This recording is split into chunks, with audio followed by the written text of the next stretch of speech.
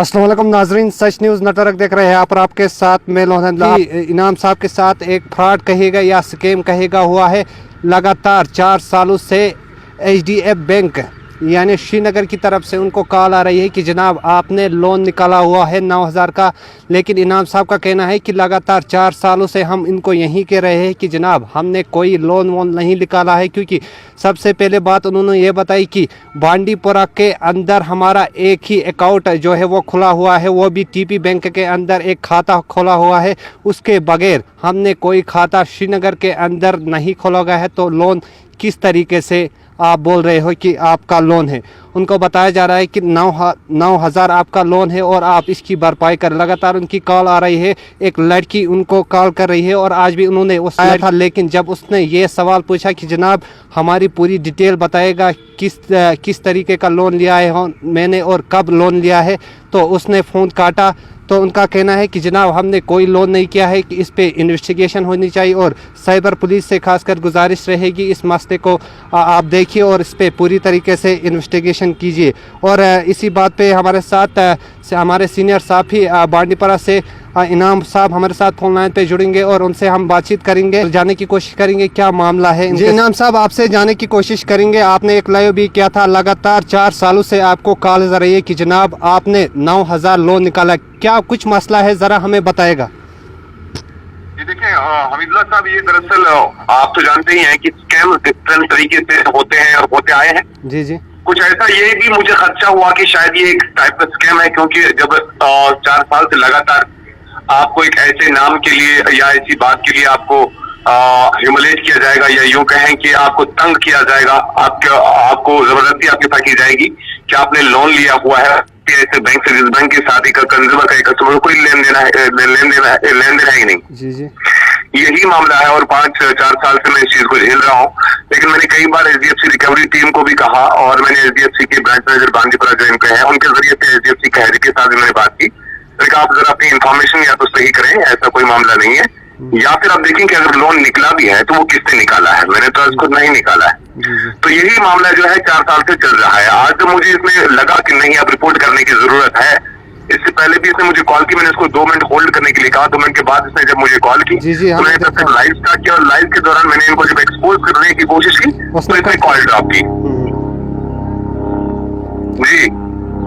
जी इनाम साहब, आपसे ये भी जानने की कोशिश करेंगे, आपने लाइव के दौरान ये भी बताया कि जनाब हमने बांडीपुरा के अंदर एक ही जगह में वो खाता खोला, वो है TP बैंक के अंदर, और किसी भी जगह में हमने खाता नहीं खोला है, और फिर भी लगातार आपको कॉल्स कर रहे हैं।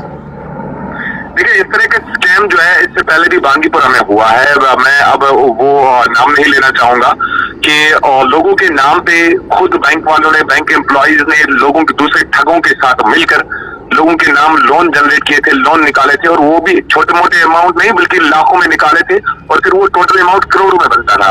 उसमें बाद तो उसके बाद पुलिस ने FIR किया, FIR के बाद उसने अब जुडिशरी में वो मामला चला गया है। बहरहाल उसका जो है तहकीकात हो जाएगी और जुडिशरी में उसका केस चलेगा, उसके बाद वो फाई तक मिल के अंजाम तक वो मामला पहुंच जाएगा।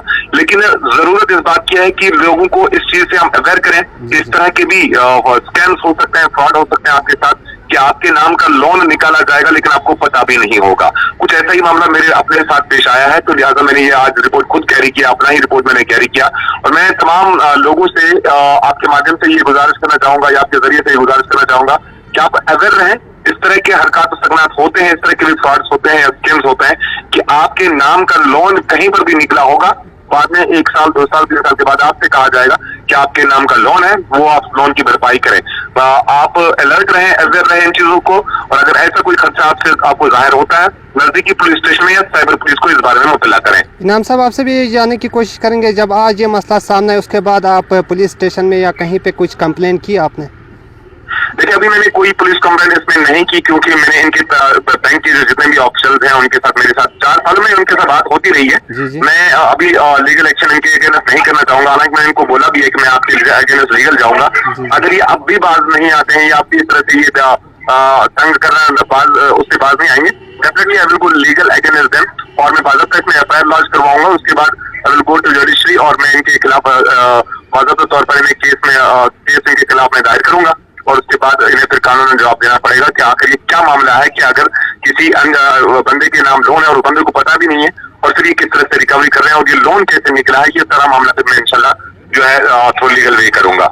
हाँ इनाम साहब, आपने हालांकि ये भी बोला कि जनाब अगर मुझे लोन निकालना होगा कि मैं बांडीपोरा से भी निकाल सकता हूँ, 3000 दे के मैं श्रीनगर में जाके ये सिंपल सी बात है जी। देखिए ये जी हमिदुल्लाह साहब, ये सिंपल सी बात है। मैंने उनको तब भी ये सिंपली समझा।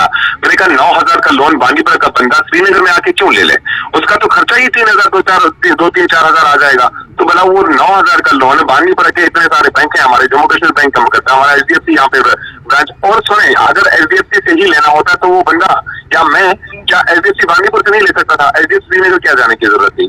तो अब मुझे सिंपली इसमें ये लग रहा है कि ये स्कैम है, किसी के या तो किसी को दिया हुआ है इन्होंने लोन मतलब मेरे नाम का, या फिर इन्होंने खुद लोन जनरेट किया हुआ है मेरे नाम का। न सिर्फ मेरे नाम का बल्कि कई सारे ऐसे लोग होंगे जिनके खिलाफ इन्होंने ऐसा किया होगा। तो इसमें तभी मैंने साइबर पुलिस वगैरह से मैंने गुजारिश की कि इस मामले में आप तहकीकात करें। मेरी कॉपरेशन उनको जरूरत है, मैं हर मुमकिन कॉपरेशन देने के लिए तैयार हूँ, लेकिन ये पूरा मामला इन्वेस्टिगेट होना चाहिए और फलाए आम के लिए ये मामला सारे आम आना चाहिए कि आखिर किस तरह से लोगों के नाम लोन निकाले जाते हैं और लोगों को पता भी नहीं होता। चलिए इनाम साहब, बहुत बहुत शुक्रिया हमारे साथ बातचीत करने के लिए।